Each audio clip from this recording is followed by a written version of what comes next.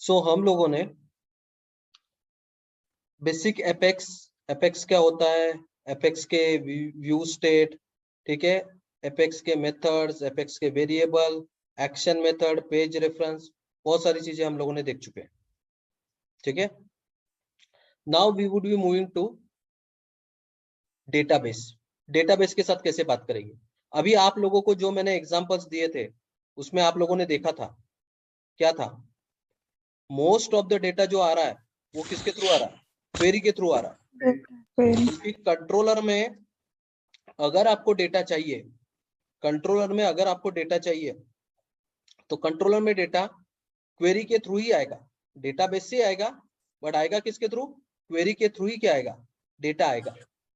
सो अगर मुझे क्वेरी के थ्रू डेटा लाना है तो मेरे को क्वेरी, या अगर आप लोगों ने देखा होगा उसमें इंसर्ट, अपडेट, डिलीट, तो 4 चीजें रहती है। एक तो मैं डेटाबेस में डेटा क्या करूंगा, इंसर्ट करूंगा, अपडेट करूंगा, डिलीट करूंगा, या डेटाबेस से डेटा सिलेक्ट करूंगा। तो अभी हम लोग ये देखते हैं कि ये जो सारी फैसिलिटीज है, इंसर्ट, अपडेट, डिलीट, सिलेक्ट, ये कैसे हम लोग क्या करेंगे, डेटाबेस के साथ बात करेंगे और डेटाबेस से डेटा लाएंगे। सो हमारे पास कोई स्पेसिफिक डेटाबेस नहीं है। जैसे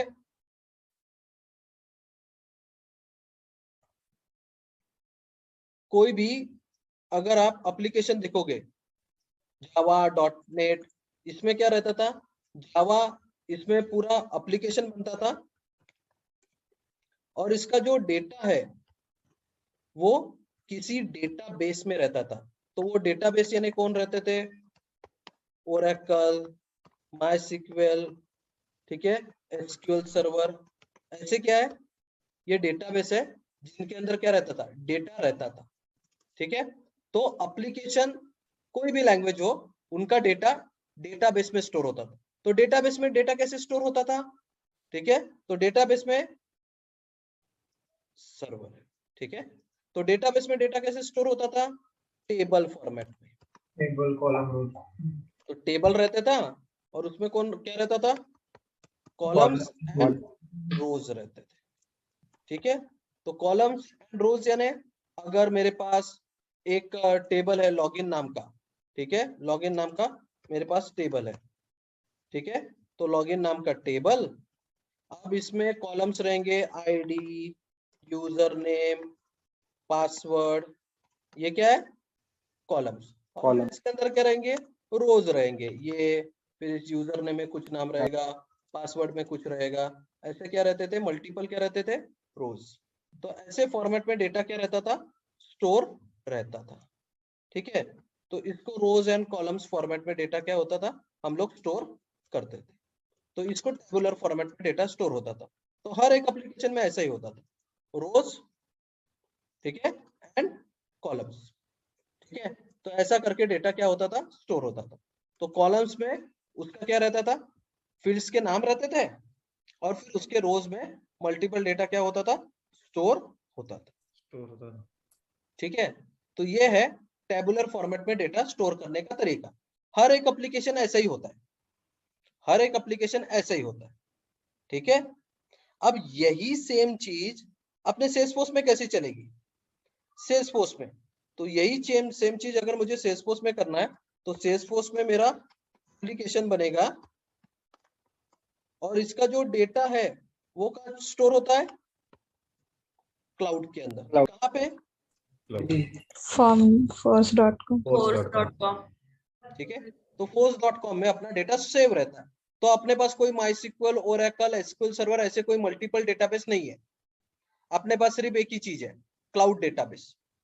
अब इसमें डेटा कौन से फॉर्मेट में स्टोर होता है, तो आप लोगों ने भी देखा है, हम लोगों के पास कोई टेबल नहीं है, हम लोगों के पास क्या है, ऑब्जेक्ट, ठीक है, जैसे अकाउंट नाम का ऑब्जेक्ट, ठीक है, और अकाउंट नाम के ऑब्जेक्ट में क्या है, फील्ड्स, तो फील्ड्स रहती है, फील्ड्स का नाम, फील्ड्स, ठीक है। तो फील्ड्स क्या रहेंगी, तो फील्ड्स यानी कॉलम, ठीक है, फील्ड्स यानी कॉलम। तो समझो अपने पास भी आईडी रहेगी, ठीक है, फिर अकाउंट का नेम रहेगा, फिर डिस्क्रिप्शन रहेगा, ठीक है, कंपनी रहेगी, ये क्या हो गई उसकी फील्ड्स, ठीक है।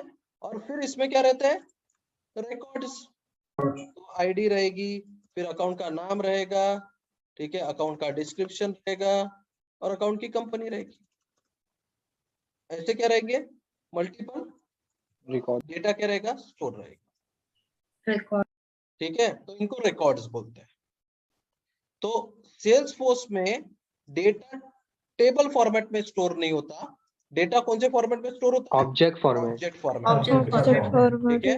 और जो ऑब्जेक्ट के अंदर डेटा रहता है वो कौन से इसमें स्टोर रहेगा, फील्ड फॉर्मेट। उधर कॉलम्स रहते थे, इधर फील्ड्स, और फील्ड्स में डेटा क्या रहेगा, ऐसे मल्टीपल रिकॉर्ड्स फॉर्मेट में आपको मिलता है। तो अगर मुझे डेटा बेस से डेटा लाना है, डेटाबेस से डेटा लाना है, तो मुझे इन ऑब्जेक्ट के ऊपर क्वेरी करनी पड़ेगी, मेरे को इन ऑब्जेक्ट के ऊपर क्या करनी पड़ेगी, क्वेरी करनी पड़ेगी, ठीक है, तभी मैं इसमें डेटा ला सकता हूं, ठीक है। या इंसर्ट अपडेट डिलीट करना है तो मैं क्या कर सकता हूं, डीएमएल का यूज कर सकता हूं, ठीक है। तो जब भी आपको सेल्सफोर्स के कंट्रोलर में, सेल्सफोर्स का एप्लीकेशन यानी क्या हो गया, सेल्सफोर्स का क्या है, कंट्रोलर। तो अगर सेल्सफोर्स के कंट्रोलर में आपको force.com से डेटा लाना है, सेल्सफोर्स के कंट्रोलर से आपको क्या करना है, force.com में डेटा लाना है, force.com से, तो आपको क्वेरी लैंग्वेज में इसके साथ बात करनी पड़ेगी, यानी डायरेक्टली आप डेटा कोड के थ्रू नहीं ला सकते। आपने भी देखा है एक्सटेंशन कंट्रोलर में, जब मैं standard controller dot gate record बोलता हूं तो वो ऑब्जेक्ट में आता क्या है, सिर्फ आईडी, क्या आता है, आईडी ही आती है, बाकी कोई भी चीज नहीं आती है, सिर्फ क्या आती है, आईडी आती है, बाकी कोई भी चीज नहीं आती। यानी अगर आपको डेटाबेस से डेटा लाना ही है, अकाउंट का बोलो, कॉन्टैक्ट का बोलो, किसका भी, तो आपको क्वेरी करना ही पड़ेगा। पेज इनिशियल में आप कर चुके हो, अकाउंट की लिस्ट लाना था, क्या किया था हम लोगों ने, अकाउंट की लिस्ट लाने के लिए क्या किया हम लोगों ने, डेटाबेस में क्या किया था, क्वेरी तो की थी। तो अगर आपको डेटाबेस के साथ बात करनी है तो आपको उसके लैंग्वेज में बात करनी पड़ेगी। तो जो लैंग्वेज यूज होती है उसको हम लोग बोलते हैं SOQL, ये लैंग्वेज है जिसके थ्रू हम लोग डेटाबेस के साथ बात करते हैं। इसको बोला जाता है सेल्सफोर्स ऑब्जेक्ट क्वेरी लैंग्वेज, समझा क्या। तो जो डेटाबेस के साथ force.com नाम का जो डेटाबेस है उसके साथ अगर मेरे को बात करनी है, सेल्सफोर्स नाम का जो डेटाबेस है, सॉरी force.com नाम का जो डेटाबेस है जिसके अंदर मेरे पास जो डेटा स्टोर है वो कौन से फॉर्मेट में स्टोर है, ऑब्जेक्ट एंड फील्ड्स, ठीक है। तो इससे अगर मेरे को डेटा लाना है कंट्रोलर के अंदर, तो मेरे को वो जो डेटा है उसके साथ अगर बात करनी है तो इस लैंग्वेज में बात करनी पड़ेगी, ठीक है। तो हम लोग ये जो टॉपिक है इसमें हम लोग ये लैंग्वेज पढ़ेंगे। या कल जाके मेरे को कंट्रोलर में मेरे पास डेटा है, वो मेरे को डेटाबेस में स्टोर करना है या अपडेट करना है या डिलीट करना है, डेटाबेस में इंसर्ट अपडेट डिलीट, तो मुझे क्या लगेगा, DML, क्या लगेगा, DML, डेटा मैनिपुलेशन लैंग्वेज। तो देखो अगर हम लोग, ठीक है,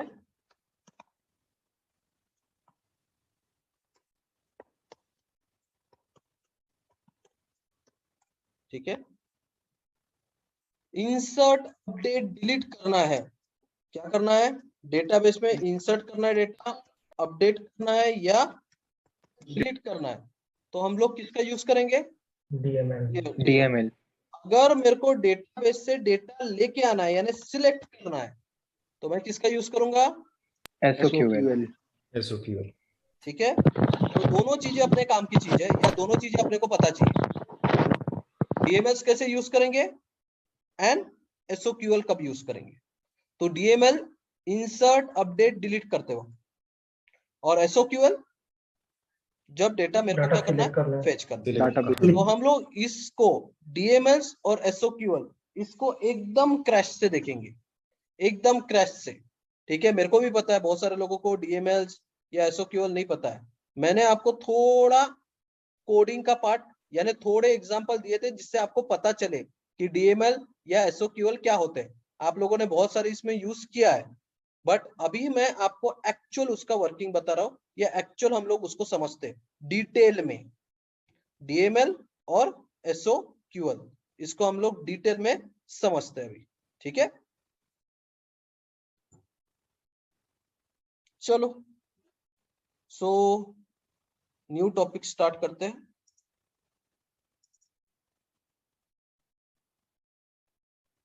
सर एसयूक्यूएल सर एसक्यूएल जैसा है क्या सेम? हाँ सेम एसक्यूएल जैसा है, बट इसमें टेबल और रो नहीं है ना, यहाँ पे ऑब्जेक्ट एंड फील्ड्स है, इसलिए उसको फील्ड क्या बोला जाता है, Salesforce object query query language. Language, ठीक है। Yes sir.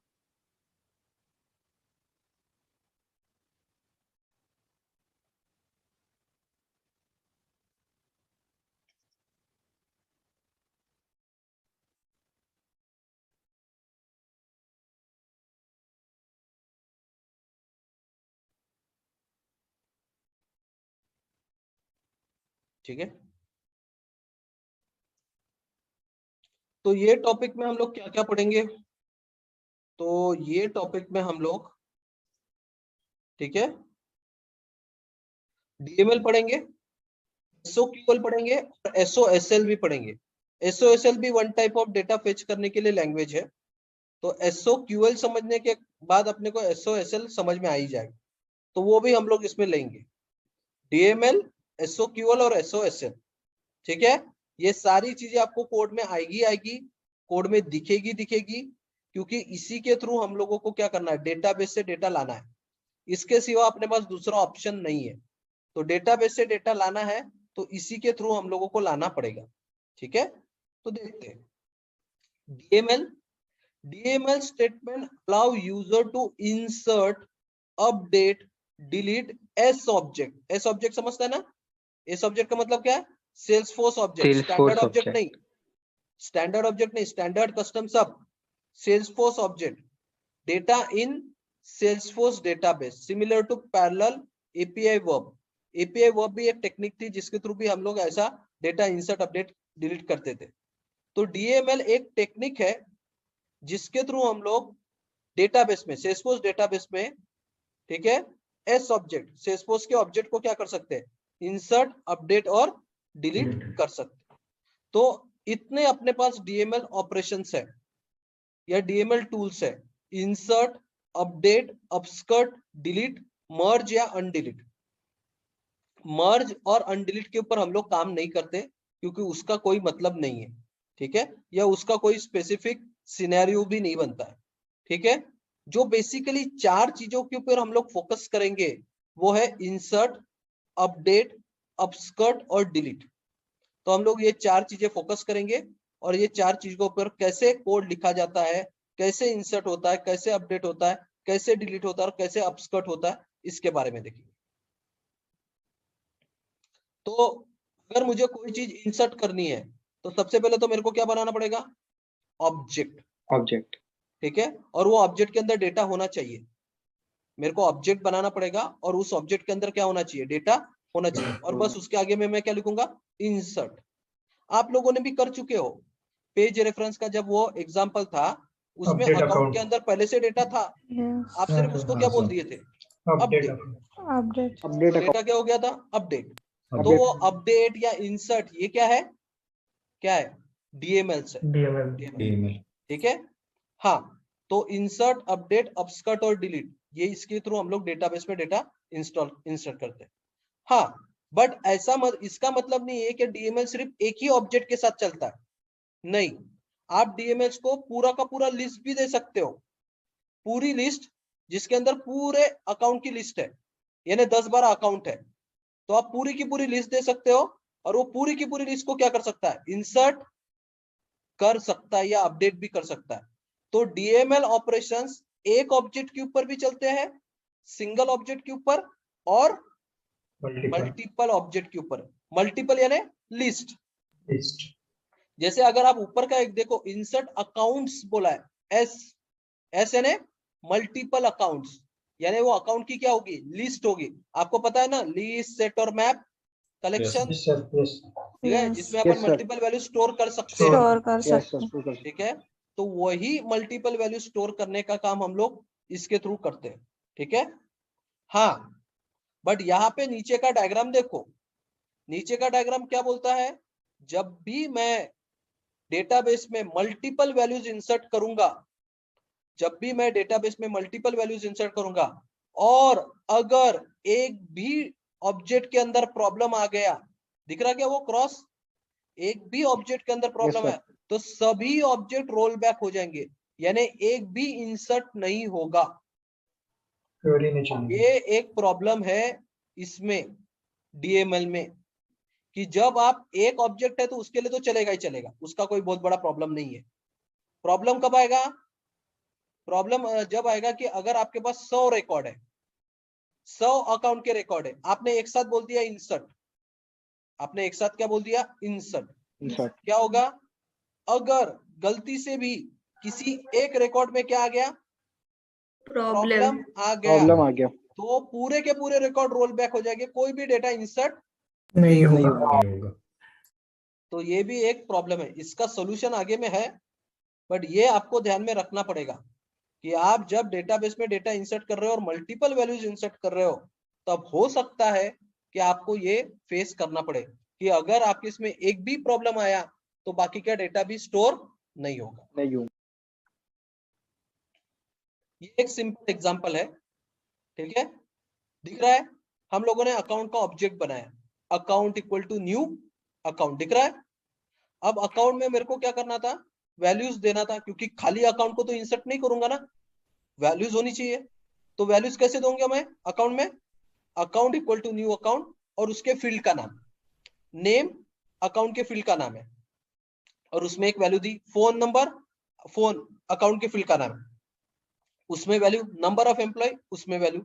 अब आप जितने फील्ड देना चाहते हो उतने फील्ड दो, आपके पास होंगे तो मैंने 3 फील्ड के अंदर वैल्यूज डाली, ऑब्जेक्ट बनाया और फिर उसको क्या बोला, इंसर्ट अकाउंट। ऑब्जेक्ट एसीसीटी ये अकाउंट के ऑब्जेक्ट का नाम है। तो इससे क्या होगा, डेटा इंसर्ट हो जाएगा। समझा क्या, दिख रहा क्या code, yes sir, Yes, sir. Account का ऑब्जेक्ट Yes, sir. बनाया, यस सर। अकाउंट का ऑब्जेक्ट बना के उसको क्या किया मैंने, इंसर्ट किया, और फिर आप चाहो तो अकाउंट की आईडी प्रिंट वगैरह करके देख सकते हो। बट अगर मेरे को ये कोड लिखना है, ऐसा कोड चलाना है, तो क्या करना पड़ेगा मेरे को एक ऑब्जेक्ट बनाना है और ऑब्जेक्ट में क्या करना है, डेटा लेना है और फिर उसको इंसर्ट सही में हो रहा कि नहीं वो चेक करना है। आप क्या करोगे, पहले तो आपको फ्रंट एंड बनाना पड़ेगा, विजुअल फोर्स का पेज बनाना पड़ेगा ना, क्योंकि हम लोगों ने भी जो अपडेट Yes. अकाउंट किया था तो फ्रंट एंड पे कुछ बनाया था, फिर फ्रंट एंड पे यूजर सेव करता था, क्लिक करता था, तब बैक एंड पे डेटा आता था। अब सपोज मेरे को एक नॉर्मल एग्जांपल है जिसमें मेरे को एक्चुअल पहले चेक करना है कि मेरा डीएमएल चलता है कि नहीं चलता है, तो भी मेरे को क्या करना पड़ेगा, फ्रंट एंड पे विजुअल फोर्स का पेज बनाना पड़ेगा, फिर बटन बनानी पड़ेगी, बटन के क्लिक के ऊपर आपको मेथड को कॉल करना पड़ेगा, फिर मेथड में आपको क्या करोगे, वैल्यूज लोगे ऑब्जेक्ट में, फिर उसको इंसर्ट अपडेट डिलीट बोलोगे। ऐसा ही करना पड़ेगा ना, जैसे हम लोगों ने जो पेज रेफरेंस इसमें था उसमें किया था। बट अगर आपको सिर्फ टेस्टिंग करनी है कि सही में आपका ऑब्जेक्ट बराबर चल रहा है या नहीं, या बराबर इंसर्ट हो रहा है कि नहीं, तो इतनी झंझट करने की जरूरत नहीं है। देखो, सबसे पहले तो मैं टेस्ट करूंगा ना कि मेरा कोड चल रहा है या नहीं चल रहा है, उसी के बाद उसको मैं क्या करूंगा, एक्चुअल कोड में क्या करूंगा, इंसर्ट करूंगा। तो अगर आपको चेक करना है कि सिर्फ आपका कोड चल रहा है या नहीं चल रहा, या आपका डीएमएल स्टेटमेंट चल रहा है या नहीं चल रहा, तो उसके लिए आपको विजुअल फोर्स का पेज, एपेक्स का क्लास और मेथड बनाने की जरूरत नहीं है, ठीक है। आप एनोमनस विंडो नाम का इनके पास एक फैसिलिटी है डेवलपर कंसोल में, कौन सा, एनोमनस विंडो। ये एनोमनस विंडो का यूज करके भी आप क्या कर सकते हो, आपका ऑब्जेक्ट बराबर इंसर्ट हो रहा कि नहीं वो टेस्ट भी कर सकते हो, और लॉग फाइल के अंदर उसको चेक भी कर सकते हो, टेस्ट भी कर सकते हो और लॉग फाइल के अंदर उसको क्या कर सकते हो, चेक भी कर सकते हो, ठीक है। कैसे होता है वो मैं अभी आपको बताता हूं। तो उसके लिए आपको कहाँ जाना पड़ेगा, डेवलपर कंसोल। तो लॉगिन कर लेते हैं।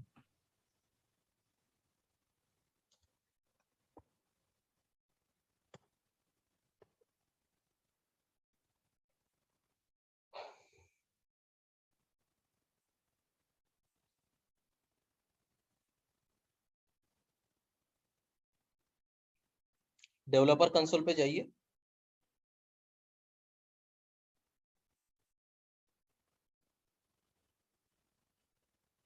ठीक है, अब डेवलपर कंसोल पे आने के बाद यहाँ पे डीबग जहां पे है वहीं पे आता है ओपन एग्जीक्यूट एनॉर्मस विंडो।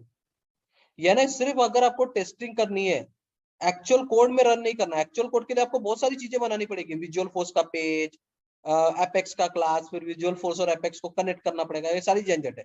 उससे अच्छा सिर्फ टेस्टिंग ही करनी है ना, तो एनॉर्मस विंडोज ओपन करो।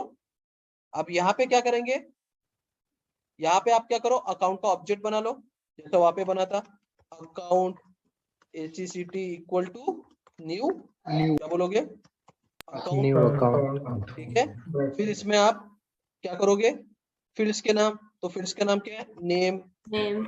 अब आप फील्ड्स है तो सिंगल कोट्स में रहेगा, ACCT न्यू, ऐसा कुछ दे दिया मैंने 11। फिर आपको फोन नंबर डालना है तो कॉमा देके क्या करोगे, फोन, फील्ड के नाम फोन बराबर नंबर। चाहिए। फोन नंबर भी यहाँ पे क्या है, टेक्स्ट ही है, तो आप ये डालोगे। आपने दो भी फील्ड डाली तो भी ठीक है, लास्ट में सेमीकोलन, आपको जितने भी, और फिर क्या बोलोगे, DMS।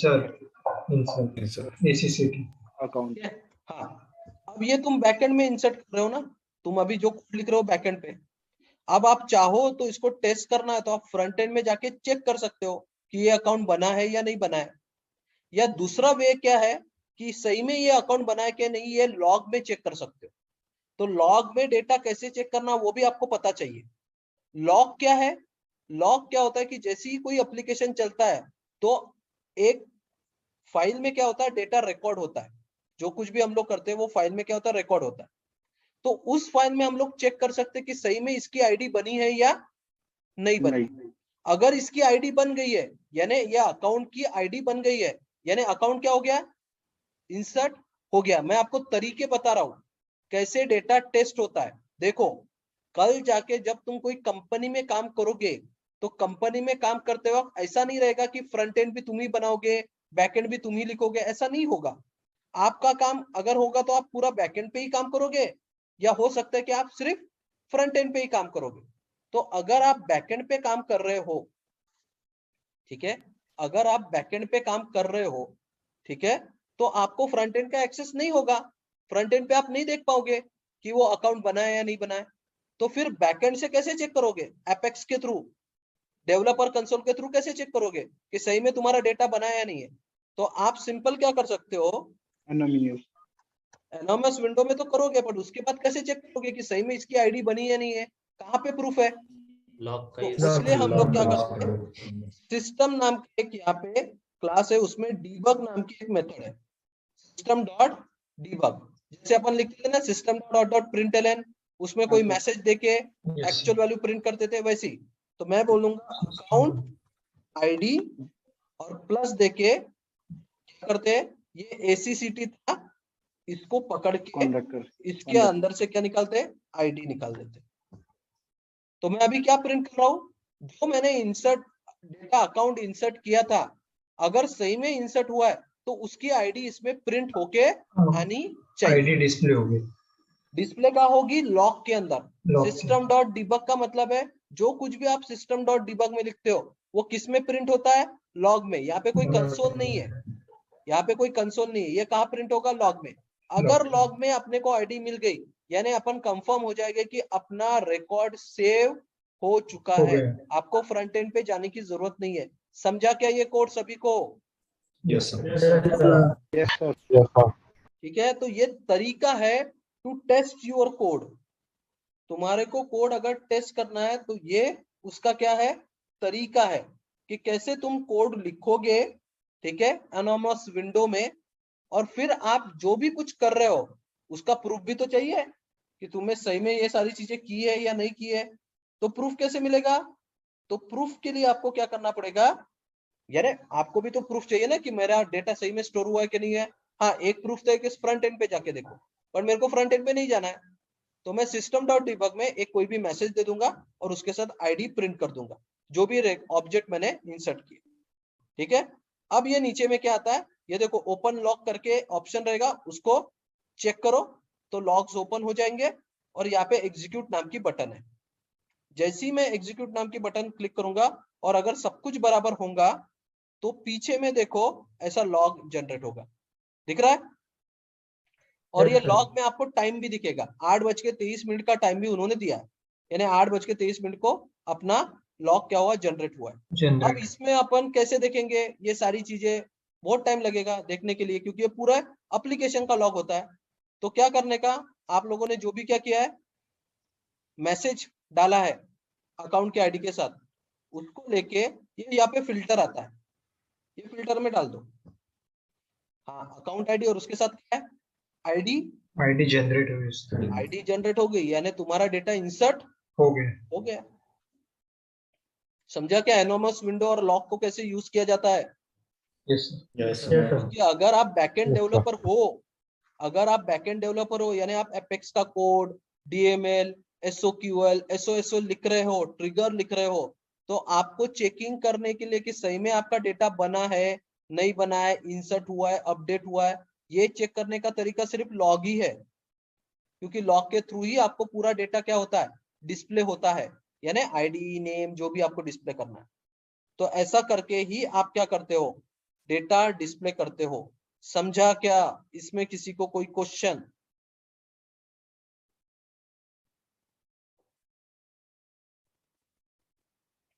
क्लियर है कि यहाँ तक? Yes sir. समझा एनोमस विंडोज में? तो एनोमस विंडोज में तुमको विजुअल फोर्स का क्लास यानी पेज या एपेक्स का क्लास लिखने की जरूरत नहीं, तुम डायरेक्ट भी अपना कोड चेक कर सकते हो। हाँ, फिर बराबर आ गया उसके बाद फिर अपने विजुअल फोर्स और क्लास में लिखो ना, बट इससे क्लियर तो हो जाएगा।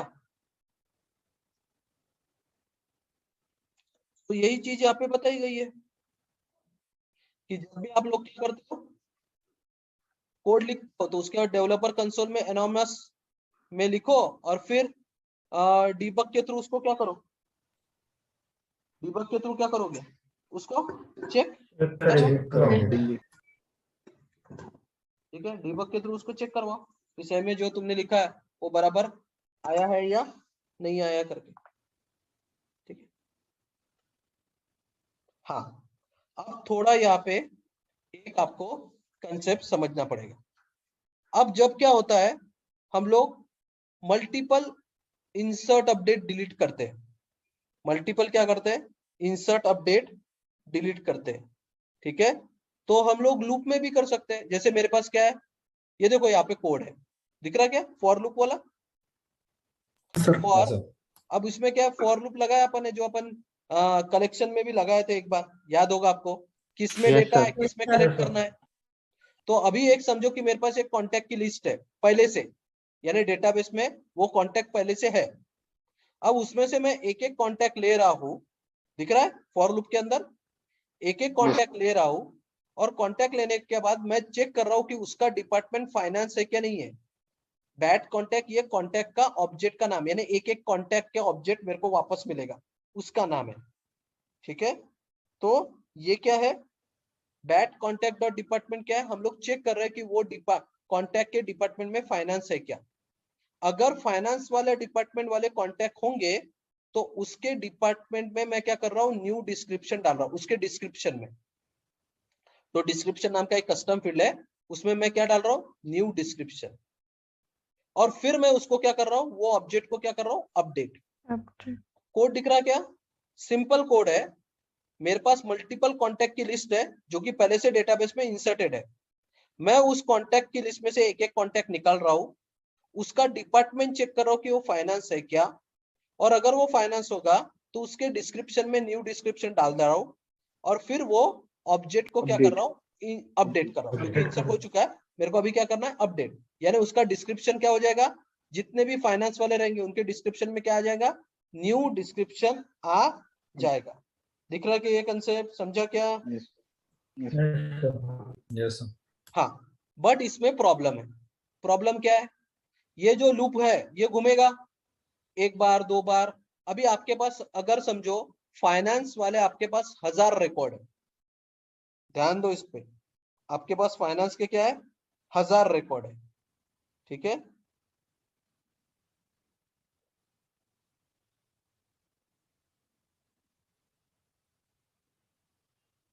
ठीक है,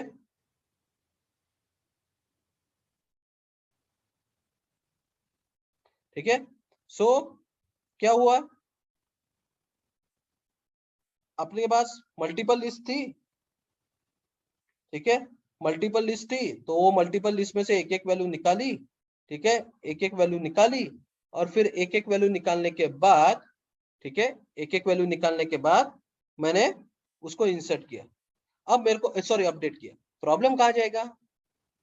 प्रॉब्लम जाएगा कहाँ पे? जब ये 150 रिकॉर्ड को एक्सीड कर देगा, यानी डीएमएल एट अ टाइम सिर्फ 150 रिकॉर्ड को क्या कर सकता है? इंसर्ट अपडेट डिलीट कर सकता है। ये इसकी गवर्नेंस लिमिट है। गवर्नेंस लिमिट मैंने पहले ही बताया था, सेल्सफोर्स की क्या रहती है? एक लिमिट होती है, लिमिटेड। ठीक है। हर इसमें सिलेक्ट करते वक्त भी अपने पास लिमिट है, 2000 के ऊपर सिलेक्ट नहीं कर सकते। या इंसर्ट अपडेट डिलीट लगाना है तो 150 से 200 ही इंसर्ट अपडेट डिलीट लगते हैं। तो प्रॉब्लम कब जाएगा? ये प्रॉब्लम कहाँ जाएगा? 150 के ऊपर ज्यादा जाएगा। 51 हो 150 जाएगा, के लिमिट ऊपर हो लगाते जाएगा तो ये एरर मार देगा। समझा क्या? क्योंकि Yes, sir. डीएमएल ऑपरेशंस, ठीक है, डीएमएल ऑपरेशन एक टाइम पे सिर्फ 150 ही रिकॉर्ड क्या कर सकते हैं? इंसर्ट कर सकते हैं। ये सेल्सफोर्स की क्या है? गवर्नेंस लिमिट है। लिमिट। अब मेरे को अपडेट तो करना चाहिए, क्योंकि मेरे पास तो 1000 भी हो सकते हैं, तो फिर क्या मैं अपडेट नहीं कर पाऊंगा क्या? ठीक है, तो उसका सोल्यूशन क्या है वो देखो। Same code, same code, contact की लिस्ट जिसमें पहले से कॉन्टैक्ट है, उसमें से एक एक लिस्ट निकाल रहा हूं, एक एक कॉन्टैक्ट निकाल रहा हूं, और एक एक कॉन्टैक्ट निकालने के बाद उसका डिपार्टमेंट चेक किया मैंने, फाइनेंस है क्या नहीं है, ठीक है, उसका डिपार्टमेंट चेक किया फाइनेंस है या नहीं है, ठीक है। 1 मिनट।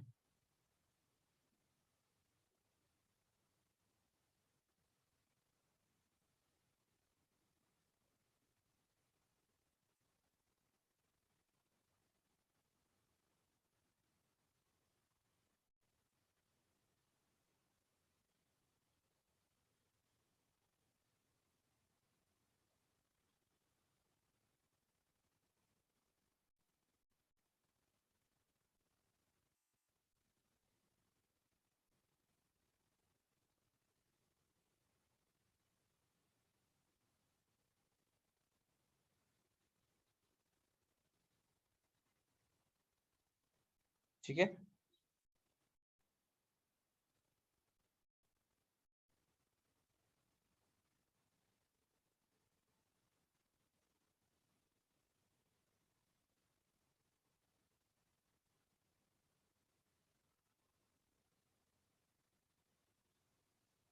One minute.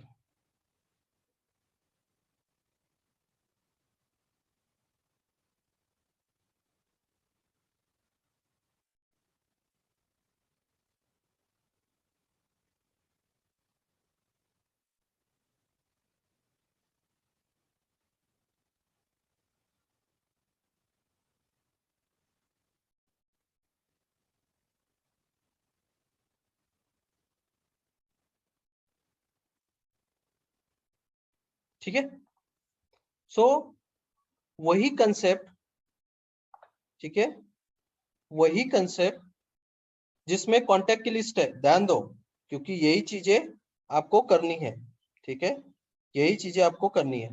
तो आपके पास कांटेक्ट की लिस्ट है, उसमें से एक एक कांटेक्ट वापस निकाला, एक एक कांटेक्ट वापस निकाला, उसमें चेक किया कि फाइनेंस है या नहीं है, और उसके डिस्क्रिप्शन को अपन ने क्या किया? चेंज कर दिया, न्यू डिस्क्रिप्शन कर दिया, ठीक है। उसके डिस्क्रिप्शन को चेंज करके क्या कर दिया, न्यू डिस्क्रिप्शन कर दिया।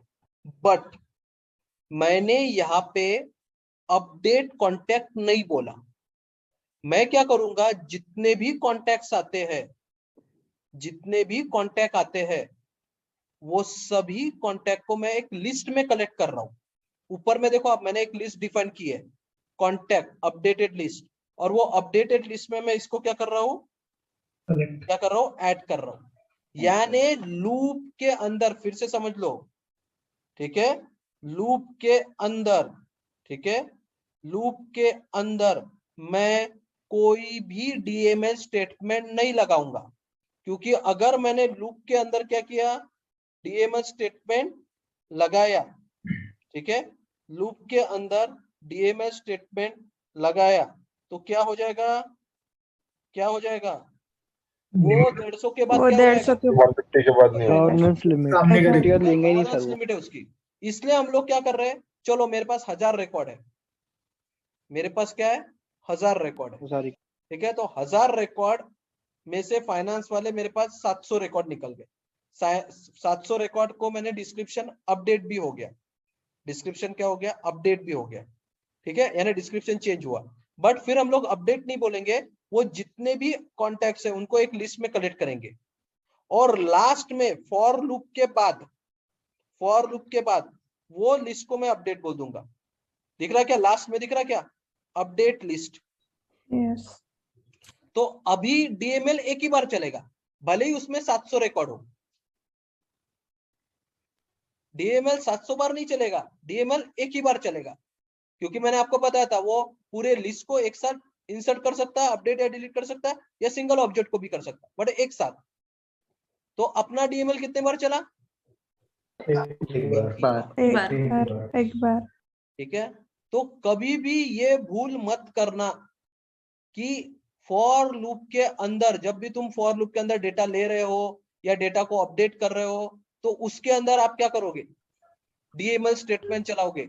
डीएमएल स्टेटमेंट कभी भी लूप के अंदर नहीं होता, क्योंकि आगे में आपको बहुत सारा डेटा है जो लूप के अंदर दिखेगा, बहुत सारा डेटा है जो लूप के अंदर आएगा, तो भूल के भी वहां पे इंसर्ट अपडेट डिलीट मत करना, भूल के भी वहां पे इंसर्ट अपडेट डिलीट मत करना, ठीक है। जो भी इंसर्ट अपडेट डिलीट करना है वो आप किसमें करोगे, किसमें करोगे, एक लिस्ट में ले लो, लूप के बाद जो भी डेटा आपको चेंज करना है ना उसको लिस्ट में ले लो, और फिर लूप के उस बाहर वो लिस्ट लिस्ट में को क्या करो, insert update update delete. Delete. समझा क्या, यस सर यस सर। बाकी के लोग, यस सर। ये बहुत इंपॉर्टेंट कंसेप्ट है, सर बहुत इंपॉर्टेंट कंसेप्ट है कि लूप में आप डेटा इंसर्ट अपडेट डिलीट क्यों नहीं करते।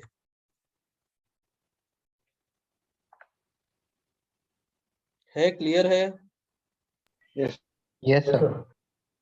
यस ठीक सर। है। मैं कोड, हम लोग कोड लेंगे, बट कोड यहाँ पे भी समझ में आ रहा है, ऐसा कोई बहुत बड़ा प्रॉब्लम नहीं है। सिर्फ वहां पे क्या हुआ था कि उधर के फॉर लूप में और इधर के फॉर लूप में फर्क कितना है, वहां पे डायरेक्ट फॉर लूप के अंदर इंसर्ट अपडेट किया था, यहाँ पे फर्क कितना है कि फॉर लूप के अंदर सिर्फ लिस्ट में क्या हुआ है, डेटा लेके अपडेट हुआ, अपडेट हुआ है, ऐड हुआ है। ऐड हुआ डेटा है। लेके आ गए, लिस्ट के अंदर हम लोग डेटा लेके आ गए, ठीक है। बस लिस्ट के अंदर अगर हम लोग डेटा लेके आ गए हैं, तो फिर उसको लूप के बाहर क्या करो, अपडेट करो ना, डीएमएल अपडेट। ठीक है।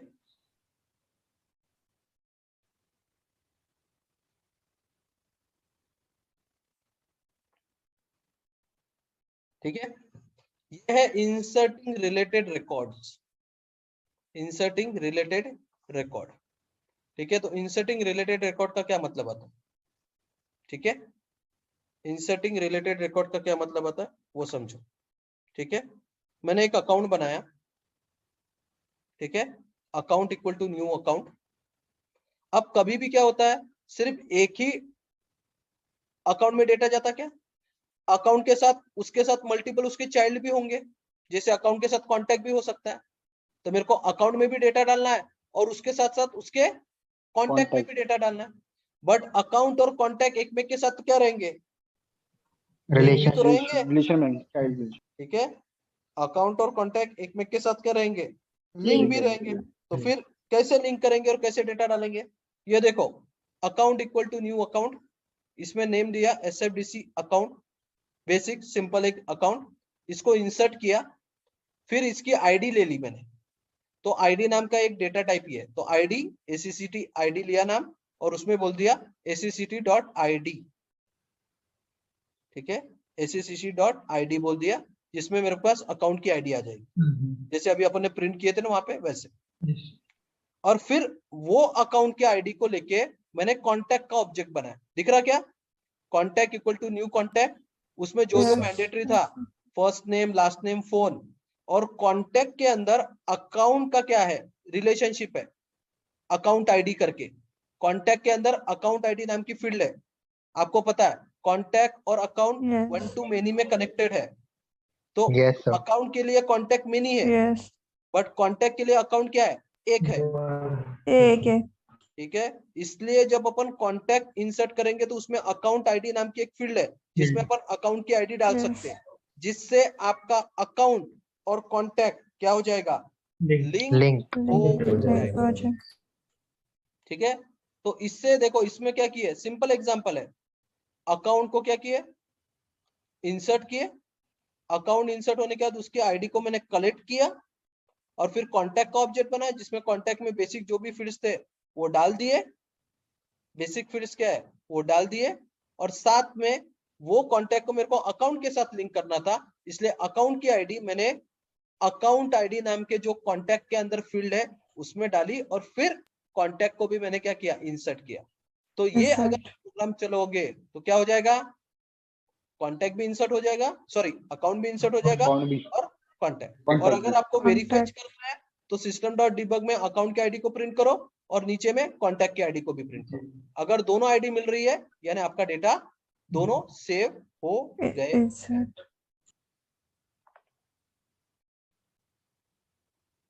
समझा क्या, Yes, sir. Yes, sir. Yes, sir. Yes, sir. सभी को, बाकी के लोगों को Yes, sir. Yes, sir. Yes, sir. Yes, sir. ये सब कुछ बहुत बेसिक चीजें हैं और जो हम लोगों को पता चाहिए ही चाहिए। पता है स्कर्ट, इंसर्ट तो ठीक है, ठीक है, ठीक है, अब इंसर्ट तो ठीक है और अपडेट भी ठीक है, फिर अपस्कर्ट का कहाँ काम है, ठीक है, अपस्कर्ट का कहाँ काम है, ठीक है।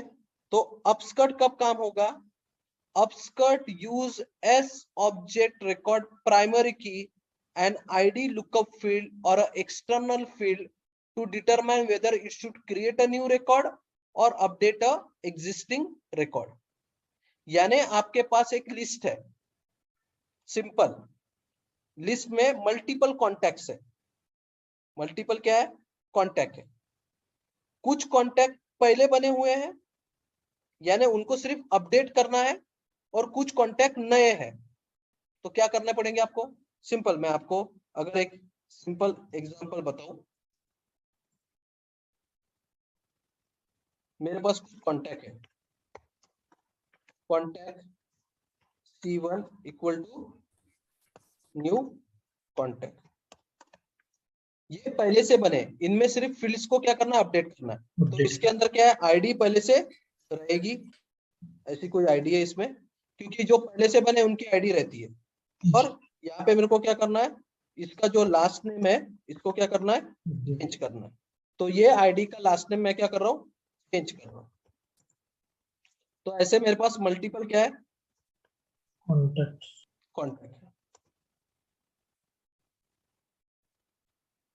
इसकी आईडी कुछ डिफरेंट है और इसका कुछ नाम मेरे को चेंज करना है, यानी ये अपडेट वाली चीज है। तो मेरे को इनको दो कॉन्टैक्ट को अपडेट करना है, तो मेरे को क्या करना पड़ेगा, एक एक अपडेट करने से अच्छा मैं क्या करूंगा, इनको क्या कर दूंगा, लिस्ट कॉन्टैक्ट, ठीक है, लिस्ट, और इसको बोल दूंगा कॉन्टैक्ट की लिस्ट, ठीक है, इसको बोलूंगा update con list equal to new list, ठीक है, List contact. और फिर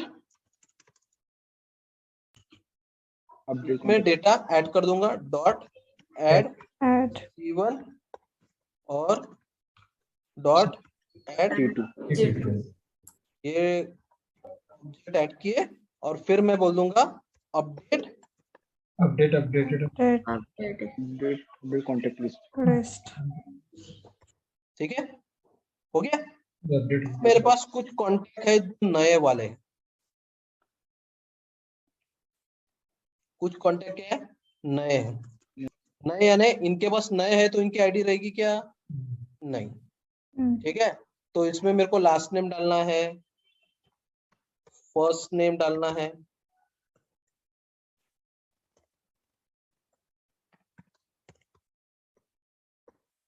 ठीक है, फर्स्ट नेम डालना है, लास्ट नेम भी है, फर्स्ट नेम भी है। अब ये जो रिकॉर्ड है इनको मेरे को क्या करना है? इंसर्ट करना है। insert तो फिर से मैं क्या करूंगा? list ऐसी लिस्ट लूंगा। अब ये जो कॉन्टेक्ट है इनका नाम है C3 C4, ठीक है। इसको मैं नाम देता हूँ, इसको इंसर्ट कॉन्टेक्ट लिस्ट, और इसमें डालता हूँ मैं C3 एंड C4, और फिर मैं फिर से क्या बोल दूंगा इनको? insert Insert contact क्या? insert contact insert contact. ठीक है, तो ऐसा हो जाएगा जिसमें मैं अपडेट करने वाले को अपडेट करूंगा, इंसर्ट करने वाले को इंसर्ट करूंगा। बट मेरे को 2 बार डीएमएल स्टेटमेंट लिखने पड़ रहे हैं, कुछ कॉन्टेक्ट इंसर्ट वाले है और कुछ कॉन्टेक्ट किसके लिए? किसके लिए? अपडेट करने के लिए। ठीक है, तो दोनों के लिए मेरे को ये सारी चीजें, ये झंझट में नहीं जाते हुए हम लोग क्या कर सकते हैं? सभी कॉन्टेक्ट एक साथ एक ही लिस्ट में क्या करेंगे? ऐड कर देंगे। ठीक है, अपडेट कॉन्टेक्ट ही नाम देते चलो अभी के लिए, और इसमें क्या करता हूं मैं? ऐड करने के लिए सब कुछ, पुराने वाले भी और जी नए वाले। और यहाँ पे मैं अपडेट ना बोलते हुए क्या बोलूंगा? upset अपस्कर्ट क्या करता है? जिनकी आईडी मिलती है उनको वो क्या करेगा? अपडेट कर अपडेट Update करेगा। Add और करेंगे. जिनकी आईडी नहीं मिलेगी उसको क्या करेगा? वो Insert इंसर्ट करेंगे. करेगा। तो तुमको 2 बार इंसर्ट और अलग बार इंसर्ट और अलग बार अपडेट लिखने की जरूरत पड़ी क्या? नहीं, नहीं. समझा क्या अपस्कर्ट का काम? yes ठीक है, तो अगर तुम्हारे पास ऐसे रिकॉर्ड है, क्योंकि आपके पास मल्टीपल रिकॉर्ड रहेंगे बहुत से बार, और मल्टीपल रिकॉर्ड में कुछ रिकॉर्ड आपको इंसर्ट करने हैं, कुछ रिकॉर्ड आपको क्या करने हैं? अपडेट करने हैं। अपडेट करने। तो आपको क्या करना पड़ेगा? कुछ के लिए इंसर्ट लिखना पड़ेगा, कुछ के लिए अपडेट लिखना अपडेट पड़ेगा। तो हर बार आप ऐसा करोगे तो 2 बार डीएमएल स्टेटमेंट लिखने पड़ेंगे ना। तो उससे अच्छा आप अपस्कर्ट का यूज कर सकते हो। किसका यूज? अपस्कर्ट। अपस्कर्ट क्या करता है? अगर आपने उसको लिस्ट दे दी और लिस्ट में आप जो अपडेट है उनकी तो आईडी दोगी, और जो इंसर्ट है उसको वो खाली रहेगा, तो ये चेक करता है वो डेटा में कि ये आईडी एग्जिस्ट करती है क्या। अगर वो आईडी एग्जिस्ट करती है यानी वो उसको क्या करेगा? अपडेट कर देगा। जिसमें आईडी नहीं रहेगी उसको वो डेटा लेगा और क्या कर देगा? इंसर्ट कर Insert देगा। देगा। समझा क्या अपस्कर्ट का concept? yes sir Yes, sir.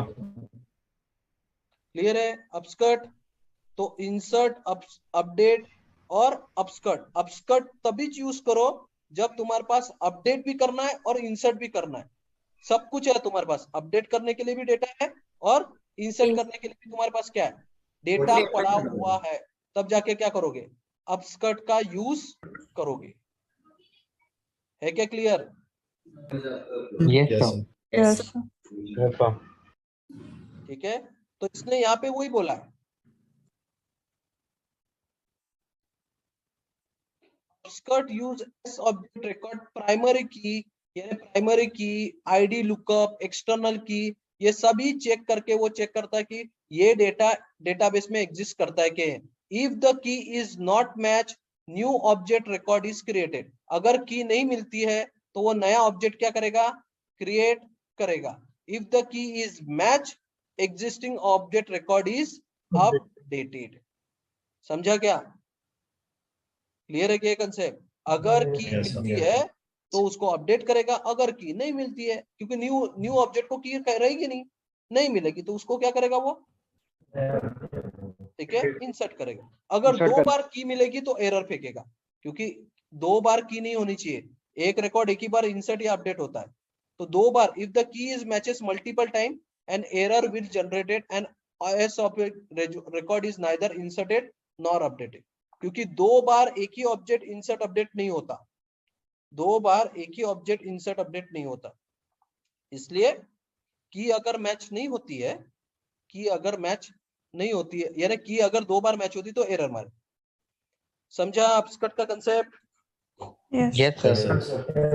Exception handling आप लोग देख चुके हो, आपको एक्सेप्शन हैंडलिंग पता है।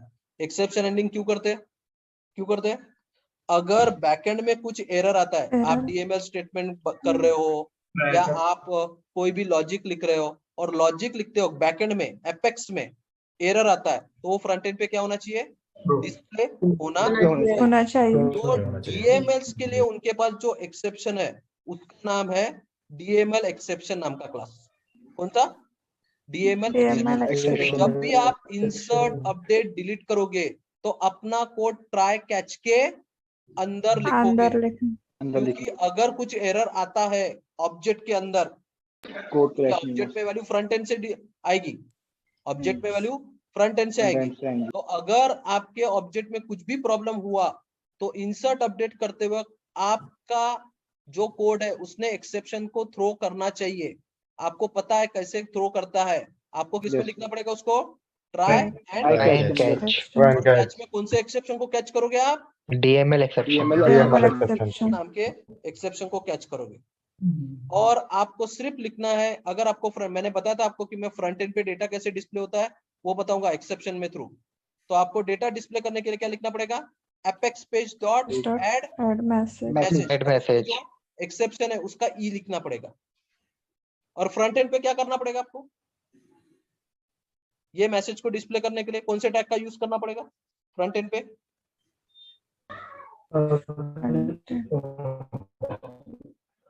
कौन सा टैग है? मैंने बोला था मैं आपको पूछूंगा मैसेज ही Message है sir. Messages, messages. Message. Apex colon page message या फ्रंट एंड पे आप Page messages. टैग लिखोगे, जो टैग आपका बैकएंड का मैसेज क्या करेगा, फ्रंट एंड पे Display करेगा। ये आपको अभी पूछा जा सकता है कि चलो बैकएंड पे आपको एरर आया, आपने फ्रंट एंड पे कैसे डिस्प्ले किया, कैसे किया डिस्प्ले, आप ट्राई और कैच में message. लिखोगे।